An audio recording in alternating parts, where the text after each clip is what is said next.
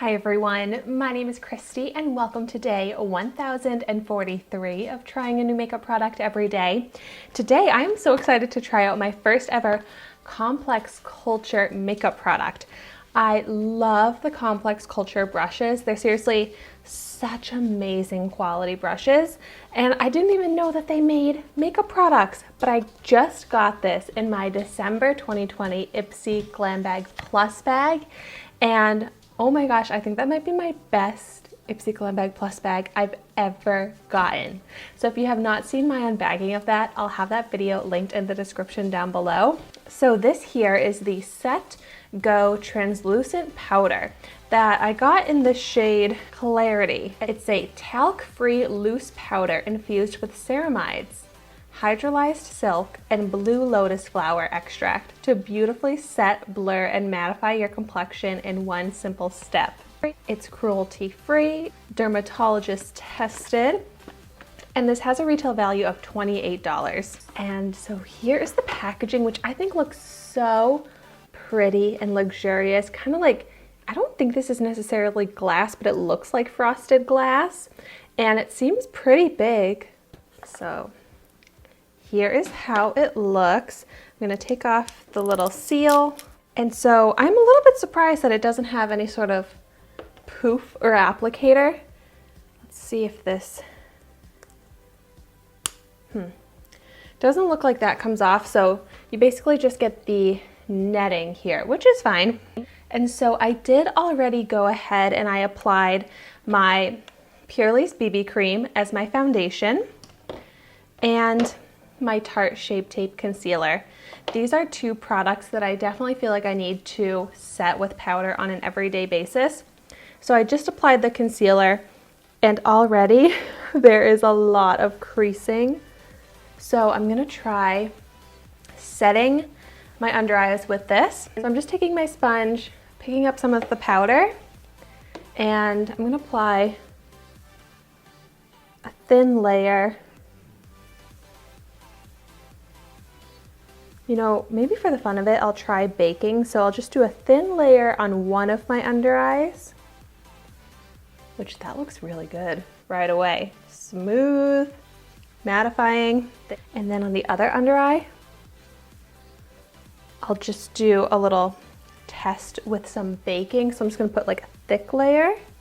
It seems to be a slightly off-white color. It's making a lot of dust in the air. But hopefully that's a decent enough layer. So I'm gonna let that sit, add even more,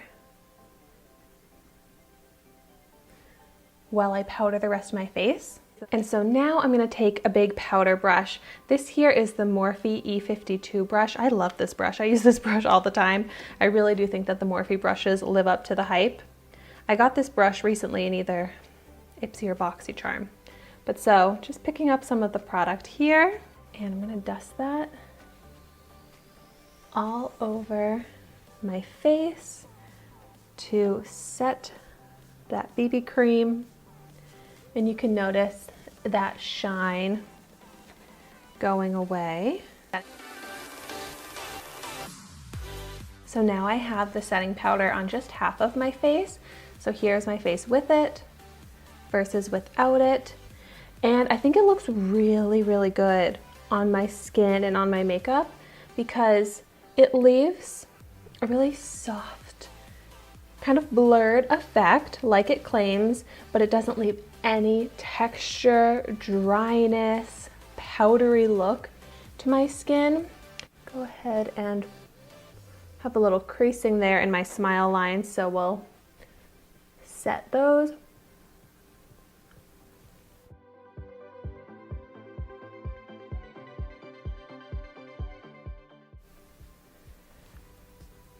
I like that it mattified my skin, but it didn't give it a dry look at all.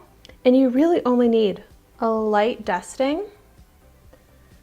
So I feel like this will last me quite a while. One thing I am noticing though, this under eye where I only put the thin layer of the powder, it's still kind of creasing. But the eye where I'm doing the baking is not creasing at all. So let me go ahead and wipe away any excess. All right, so this looks way better. Like there is absolutely no creasing anymore, but it still looks smooth. Like it doesn't have a dry, cakey texture. I'm very surprised by that.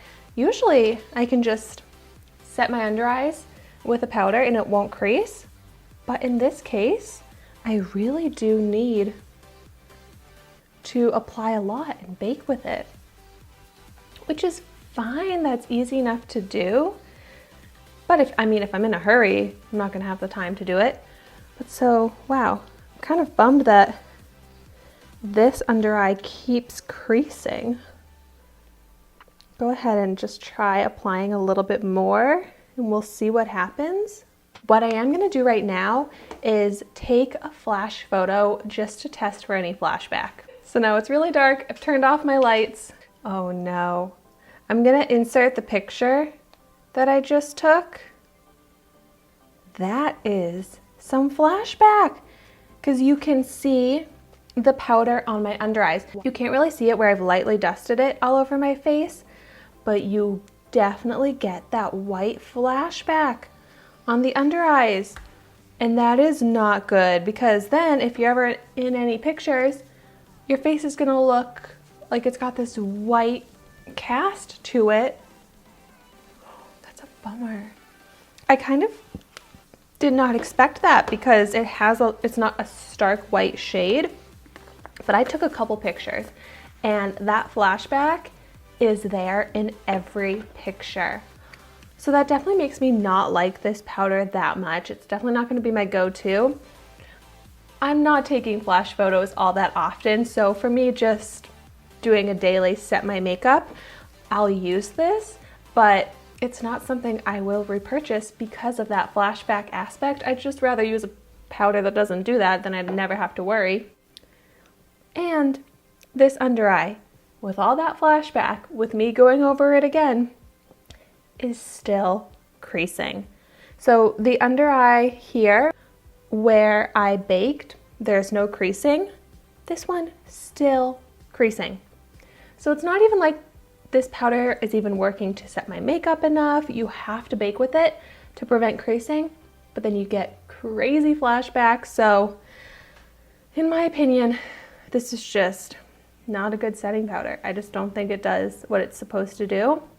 Sure, it'll mattify if you need to blot at some shine, because this did do a nice job of mattifying my makeup. But for $28, I would say get a different powder, honestly. Well, as always, I definitely want to know your thoughts on this if you've tried it, so let me know in the comments down below. And thank you so much for watching my video today. Be sure to like, comment, and subscribe to my channel so you can see the makeup that I try every day. And I will see you tomorrow in my next video.